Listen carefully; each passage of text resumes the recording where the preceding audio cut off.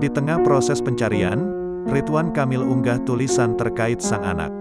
Hingga saat ini, Emeril Khan Mumtaz atau yang biasa dipanggil Eril, masih dalam proses pencarian sejak hilang saat berenang di Sungai Are, Bern, Swiss pada Kamis, tanggal 26 Mei tahun 2022 lalu. Tak hanya dari keluarga, seluruh lapisan masyarakat Indonesia juga berdoa untuk kebaikan Eril.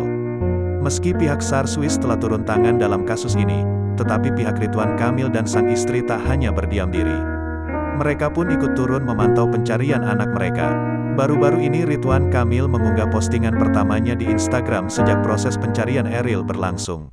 Diketahui Ridwan Kamil menuliskan pesannya itu di atas kertas putih, nampak juga pulpen dan kacamata di atasnya. Pesannya itu berbunyi permintaan doa agar usaha pencarian Eril bisa membuahkan hasil.